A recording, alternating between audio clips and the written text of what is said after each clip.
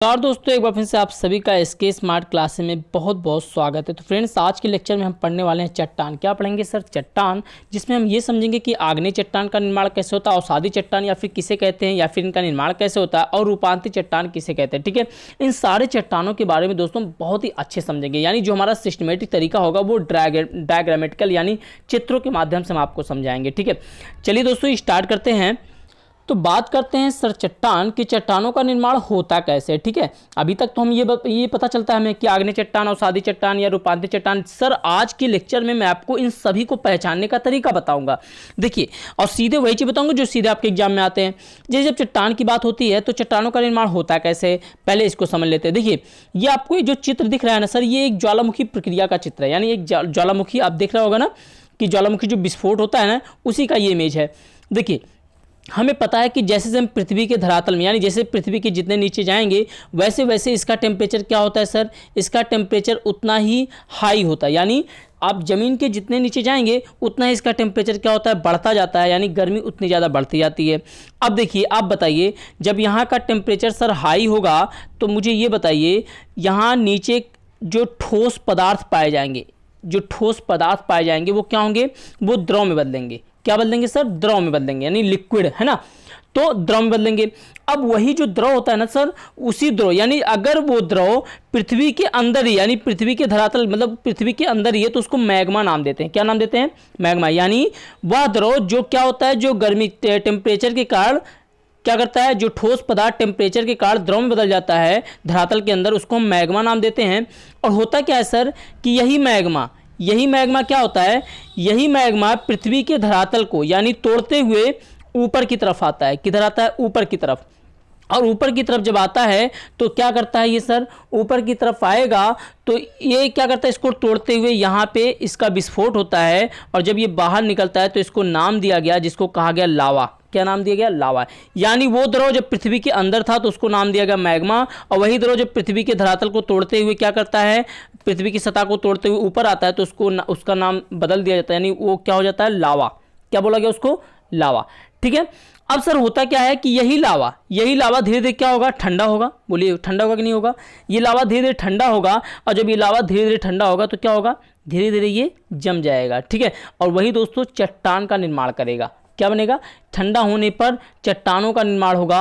और वही जिन चट्टानों का निर्माण होगा ना, उसी को हम दोस्तों आग्नेय चट्टान कहते हैं, या फिर उसको हम इग्नियस रॉक कहते हैं। ठीक है, आग्नेय चट्टान, ध्यान समझिएगा, आग्नेय सेल उसी को हम कहेंगे। तो देखिए, आग्नेय सेल की बात करें तो चूंकि आग्नेय सेल का निर्माण सबसे पहले हो रहा है ना, यानी आग्नेय सेल का निर्माण पहले होने के कारण आग्नेय चट्टान को हम प्राथमिक चट्टान भी कहते हैं। किसको सर? आग्नेय चट्टान को हम प्राथमिक चट्टान कहते हैं। तो आपको इसमें याद रखना है कि जो सेलों का विज्ञान होता है ना, उसको पेट्रोलॉजी कहते हैं। तो ये चीज़ महत्वपूर्ण चीज़ें भी याद रखिएगा कि सेलों का विज्ञान क्या नाम दिया गया? पेट्रोलॉजी। सेलों के विज्ञान को पेट्रोलॉजी नाम दिया गया। ठीक है, चलिए अब देखिए, यहाँ पे हम आगे बढ़ते हैं, प्रकार पढ़ लेते हैं इनके। ठीक है, तो देखिए, निर्माण प्रक्रिया के आधार पर अगर हम बात करें तो चट्टानों के मुख्यतः 3 प्रकार हैं। कितने प्रकार हैं सर? 3 प्रकार के हैं। तो एक पहला हो गया आपका इग्नियस रॉक, यानी जिसे हम आग्नेय चट्टान कहते हैं। दूसरा होता है अवसादी, जिसे हम सेडिमेंट्री रॉक कहते हैं। तीसरा होता है कायांतरित चट्टान या रूपांतरित चट्टान, जिसे हम मेटामॉर्फिक रॉक्स भी कहते हैं। ठीक है, तो 3 प्रकार के प्रमुखता चट्टान होते हैं, जिनको हम आपको बहुत ही शानदार तरीके से पढ़ाने वाले हैं। तो सबसे पहले हम इग्नियस रॉक यानी आग्नेय चट्टान की बात करते हैं। ठीक है, तो सर बात करते हैं आग्नेय चट्टान की यानी इग्नियस रॉक की। तो देखिए क्या होता क्या है सर, समझिएगा। आग्नेय चट्टान की बात करें तो हमने आपको पहले ही बता दिया है कि आग्नेय चट्टानों का निर्माण क्या होता है, जब ज्वालामुखी प्रक्रिया के दौरान जो लावा पृथ्वी की सतह से बाहर है, जो लावा बाहर आता है, उसके ठंडा होने पर जिन चट्टानों का निर्माण होता है उसी को हम आग्नेय चट्टान या इग्नियस रॉक कहते हैं। अब सर एक चीज़ बताइए, ये जो आग्नेय चट्टान है, ये आग्नेय जो चट्टान है, इनका निर्माण कैसे हो रहा है? गर्म लावा से हो रहा है ना, गर्म लावा से हो रहा है। अब बताइए, अगर जहाँ की भूमि गर्म होती है तो क्या वहाँ गर्म भूमि पर क्या आपने देखा होगा कि बहुत ज़्यादा पेड़ पौधों का विकास तो होता नहीं है, बहुत ज़्यादा पेड़ पौधों का विकास नहीं होगा, प्लस वहाँ पे जीवांश की मात्रा भी बहुत कम होती है। तो सीधी सी बात हम ये कह सकते हैं कि आग्नेय चट्टान की खासियत क्या है कि इसमें जीवाश्म का अभाव होता है। भाई जीवाश्म का अभाव होता है, इसके अलावा पेड़ पौधों का भी अभाव होता है यानी इन चट्टानों में। क्यों? क्योंकि मैंने आपको बताया चूंकि इनका निर्माण गर्म लावा से होता है, तो जाहिर सी बात है गर्म वाली चीज़ों में पेड़ पौधों का विकास तो होगा नहीं। दूसरी चीज़ क्या है सर कि इसमें परतें नहीं पाई जाती हैं। भाई परत क्यों नहीं पाई जाएंगी? देखिए परतें इसलिए नहीं पाई जाएंगी क्योंकि इनका निर्माण जो है एक ही बार में हो रहा है, कई बार मतलब कई भागों में ना होकर इनका निर्माण एक ही बार में हो रहा है। ठीक है, अब क्यों हो रहा है एक बार में? देखिए आप एक एग्जांपल देता हूँ। भाई देखिए आपने देखा होगा बचपन में हम लोग क्या करते थे सर कि जब आम का मौसम आता था तो हम लोग क्या करते थे, पके हुए आम का अमावट गाड़ते थे, है ना। अब बताइए पके हुए आम का अमावट गाड़ते, मान लीजिए आपने एक बार अमावट, एक ही बार आम को क्या करें, निचोड़िए, आम पके हुए आम को एक ही बार निचोड़ करके उसको आप फैला दीजिए। अगर आप ऐसे फैला देंगे एक ही बार, दोबारा मत डालिए, तो बताइए क्या उसमें पपड़ी मतलब क्या उसमें परतें पाई जाएंगी? नहीं पाई जाएंगी। परतें कब पाई जाएंगी? जब एक बार वो सूख जाएंगी, उसके बाद फिर से आप उसके ऊपर क्या करिए, उसके ऊपर फिर से एक बार आप आम को निचोड़ कर गाड़ दीजिए। तो क्या आम को निचोड़ कर फैला दीजिए, तभी तो होगा। तो यहाँ पे सेम वही पोजीशन, यहाँ पे यही कंडीशन यहाँ पे भी हो रही है, चूँकि इनका निर्माण एक ही बार में हो रहा है, कई बार में नहीं हो रहा है। यानी ये एक ही बार ऐसे फैल जा रही हैं और उसी पे ठंडा होने के बाद ये जम जा रही हैं, तो जाहिर सी बात है इनमें पपड़ी यानी इसमें परतें नहीं पाई जाएंगी। ठीक है सर, इतनी बातें आपको समझ में आ गई होंगी। ठीक है, और एक पॉइंट और मैंने आपको बताया कि इसमें जीवाश्म का अभाव भी होता है। और दूसरी चीज़, इसमें एक चीज़ मैंने आपको बताया कि इसको प्राथमिक चट्टान भी कहते हैं। आग्नेय चट्टान को हम प्राथमिक चट्टान भी कहते हैं क्योंकि इनका निर्माण सबसे पहले हो रहा है। ठीक है सर, ये आपका आग्नेय चट्टान यानी इग्नियस रॉक हो गया। चलिए नेक्स्ट चट्टान की तरफ बढ़ते हैं और जिसका सेकंड हम अवसादी शैल यानी अवसादी चट्टान के बारे में पढ़ते हैं। ठीक है, तो नेक्स्ट है हमारा अवसादी चट्टान। तो सर चलिए समझते हैं कि अवसादी चट्टान कहते किसके हैं या इसको पहचानेंगे कैसे। ठीक है, देखिए बात आती है सर अवसादी चट्टान की, तो इसको इंग्लिश में क्या बोलते हैं? Sedimentary rock.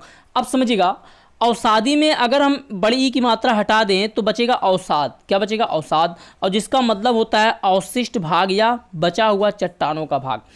तो जाहिर सी बात हम कह सकते हैं कि इनका निर्माण आग्नेय चट्टानों के द्वारा ही कैसे होता है। देखिए समझिएगा, आग्नेय मतलब अवशिष्ट या बचा हुआ चट्टानों का भाग। देखिए इसमें क्या होता है कि इनका जो भूपृष्ठ, जो हमारी भू परपटी है यानी जो हमारी पृथ्वी की ऊपरी सतह है, जो भूपृष्ठ है, उसका लगभग 75% भाग अवसादी शैलों से ही ढका हुआ है। यानी हम कह सकते हैं ना कि अधिकांश भूपृष्ठ का जो भाग है वो लगभग 75% भाग अवसादी शैल ही है।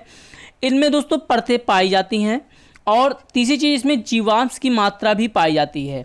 और नेक्स्ट है, इसमें जब जीवाश्म की मात्रा पाई जाएगी तो बताइए इसमें पेड़ पौधों का विकास भी होगा। जाहिर सी बात है जीवाश्म की मात्रा पाई जाएगी तो पेड़ पौधों का विकास भी होता है। अब सर एक क्वेश्चन उठता है कि भाई इसकी विशेषता ये जो मैंने बताई है इसका रीजन क्या है। चलिए पहले तो हम आपको बताते हैं कि अवसादी चट्टानों का निर्माण होता कैसे है। ठीक है, इसको समझा देते हैं। देखिए मैं आपको इसको इमेज के माध्यम समझाता हूँ। ठीक है, आप ध्यान से समझिएगा दोस्तों, होता क्या है समझिएगा। जैसे मान लीजिए ये आपके पास एक चट्टान है, ये है इग्नियस रॉक यानी हम कह सकते हैं ये एक आग्नेय शैल है, आग्नेय शैल है। अब यहाँ पे देखिए ऊपर क्या आपको दिख रहा है, ये बादल दिख रहा है। बादल की आकृति दिख रही है, बिल्कुल सर।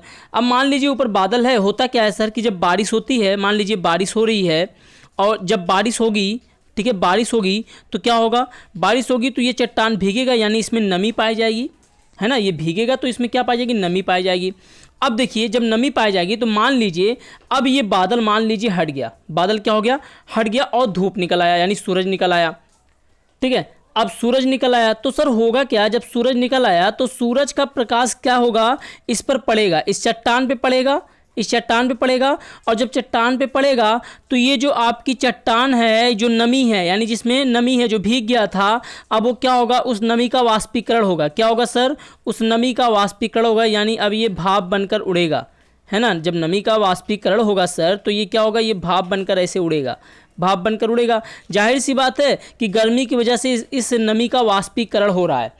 तो भाई एक बार ठंडा होके क्या हुआ, इसमें नमी पाई गई, एक बार ये तो भीग कर नमी हो गई, दोबारा क्या हुआ कि गर्मी में ये इसका वाष्पीकरण हो रहा है, यानी ठंडा गर्म एक साथ पाया जब ये, तो होगा क्या कि इन चट्टानों में एक विपरीत बल लगेगा, है ना। क्या होता है सर, चट्टानों में विपरीत दिशा में बल लगेगा, और जब विपरीत दिशा में बल लगेगा तो होगा क्या कि चट्टान कई सारे छोटे छोटे टुकड़ों में क्या हो जाएंगे, टूट जाएंगे, छोटे छोटे भागों में टूट जाएंगे। और यही जब छोटे छोटे भागों में टूट जाएंगे तो इनको एक नाम दे दिया गया, और उसको नाम दे दिया गया, क्या नाम दे दिया गया सर, अपक्षय। क्या नाम दे दिया गया, अपक्षय नाम दे दिया गया। क्या नाम दे दिया गया सर, अपक्षय। ध्यान समझिएगा, इनको नाम दे दिया गया अपक्षय।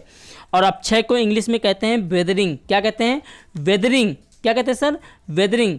वेदरिंग अगर आईएनजी हटा लें वेदरिंग से तो हो जाएगा वेदर, यानी मौसमी प्रक्रियाओं की वजह से ही क्या हो रहा है, मतलब आपकी जो अवसादी सेल का निर्माण हो रहा है। देखिए कैसे, ये जब छोटे छोटे भागों में टूट गया ना, ये क्या हो गया, छोटे छोटे भागों में टूट गया। अब जब ये छोटे छोटे भागों में टूट जाएगा तो सर क्या होगा बताइए, छोटे छोटे भागों में टूटने के बाद क्या होगा, तो छोटे छोटे भागों में जब ये इस तरह से बन गया छोटे छोटे भागों में, तो होगा क्या, जब हवा और पानी क्या करेगा, जब मतलब जब पानी का बहाव होगा या हवा बहेगा तो इन छोटे छोटे कणों को क्या करेगा, ये दूर ले जाके फैला देगा, दूर ले जाके इनको ऐसे फैला देगा, ठीक है, फैला देगा। तो जाहिर सी बात है, अब जब ये दूर ले जाके फैला देगा तो इन्हीं से क्या होगा, अवसादी सेल का निर्माण होगा। अब देखिए जरूरी नहीं कि एक ही बार लाके फैला देगा, फिर देखिए फिर क्या होता है, फिर लाके क्या करेगा, ऐसे ऐसे कई बार इसका प्रक्रिया चलती रहती है। तो ये क्या करता है, इन परतों को मतलब ये एक सेल का निर्माण होने लगता है, अवसादी सेल का निर्माण होने लगता है। और चूंकि इनका निर्माण कई भागों में हो रहा है, अब ऐसा तो है नहीं कि ये हवा और पानी एक ही बार लाके फैला देगा, नहीं, हवा और पानी इस प्रक्रिया को कई बार दोहराएगा, जिससे क्या होगा, इनमें कई बार में जब हो रहा है तो इनमें परतें भी पाई जाएंगी। यानी अवसादी सेल में क्या पाई जाएंगी सर, परतें पाई जाएंगी, जो कि मैंने आपको यहाँ पे ऑलरेडी बता दिया है कि अवसादी सेल में परतें भी पाई जाएंगी, क्योंकि इनका निर्माण कई भागों में हो रहा है, कई बार में हो रहा है, ठीक है, कई भागों में, तो इनमें परतें पाई जाएगी। अब एक चीज़ बताइए, इनका निर्माण ऐसा है नहीं कि गर्म मतलब ऐसा तो है नहीं कि गर्म लावा से इनका निर्माण तो हो नहीं रहा है भाई, इनका निर्माण जब गर्म चीज़ से नहीं हो रहा तो जाहिर सी बात है इसमें जीवाश्म भी पाया जाएगा। क्या पाया जाएगा, जीवाश्म।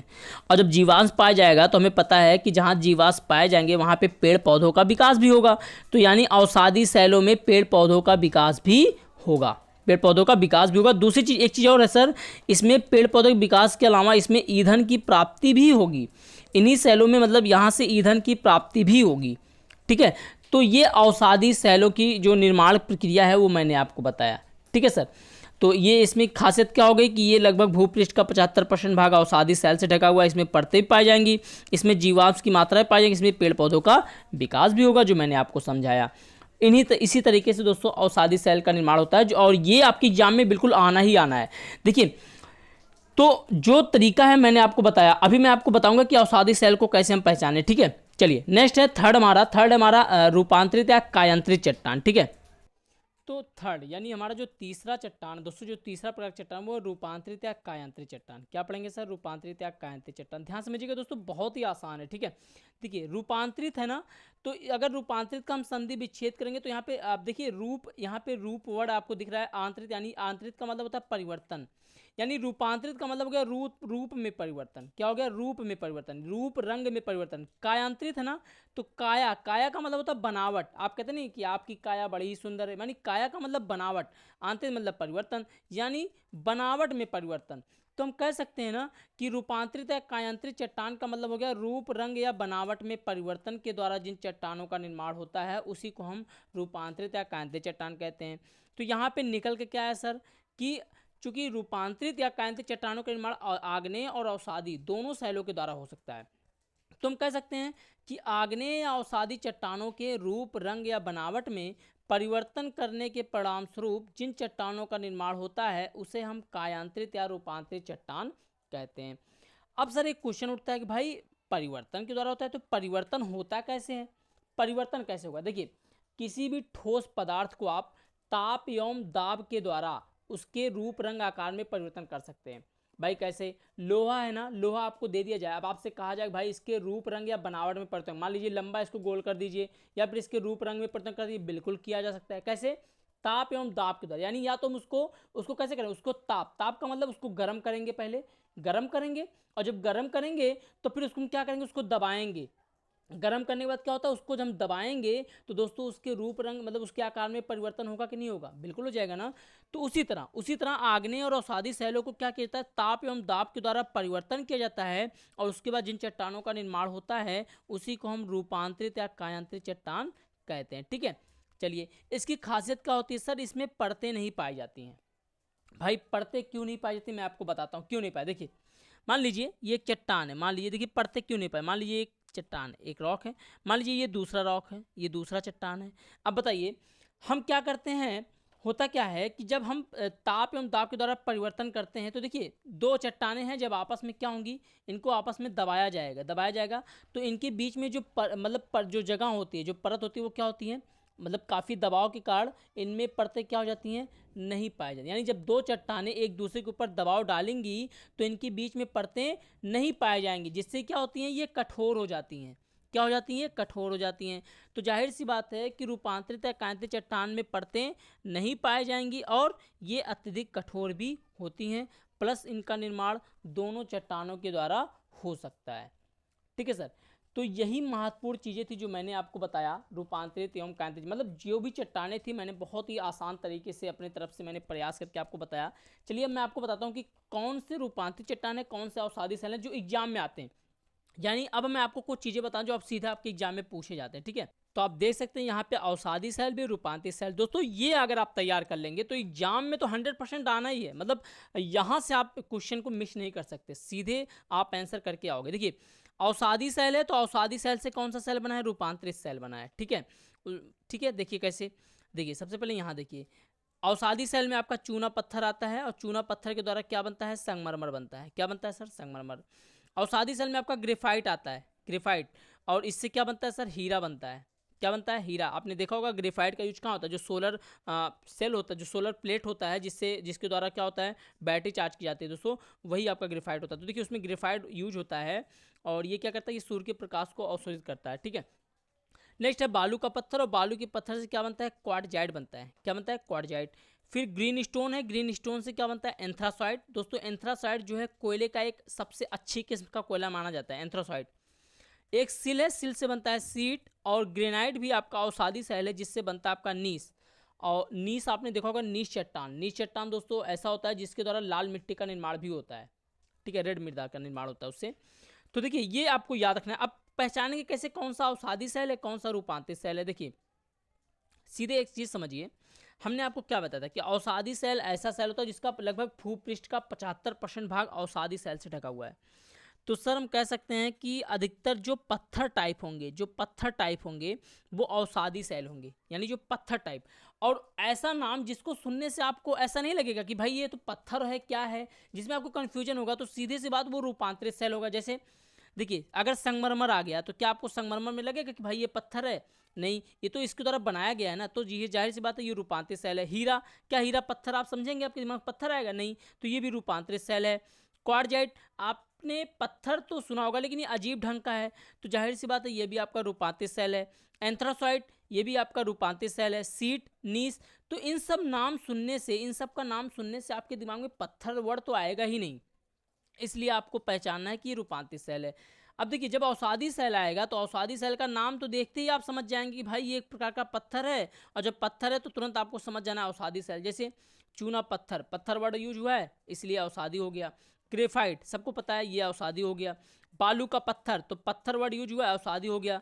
ग्रीन स्टोन, स्टोन का मतलब भी क्या होता है, पत्थर, तो ये भी आपका अवसादी सेल हो गया। सिल, सिल भी आपने देखा एक प्रकार का पत्थर ही होता है, ये भी आपका अवसादी सेल है। ग्रेनाइट, ग्रेनाइट भी आपका दोस्तों एक अवसादी सेल है। तो ये कुछ तरीका है याद करने का जो मैं आपको बताया। ठीक है, और बाकी आप अपने तरीके से एक बार वीडियो को और देखेंगे तो चीज़ें आपको बहुत ही आसानी से समझ में आ जाएगी। तो प्लीज़ दोस्तों आप प्लेलिस्ट में जाके वीडियो पूरा देखिएगा, और आई कार्ड ऊपर देखिए, आई कार्ड का सिंबल होगा, उसमें आपको पूरा प्लेलिस्ट मिल जाएगा। तो वीडियो अगर आपने अंत तक देखा तो आपका बहुत बहुत धन्यवाद, और प्लीज़ दोस्तों वीडियो को ज़रूर सब्सक्राइब कर दीजिएगा, और हमारे चैनल से जुड़ने के लिए आप प्लीज़ बेल आइकन जरूर दबाएं जिससे आपको हर एक वीडियो का नोटिफिकेशन मिलता रहे। धन्यवाद।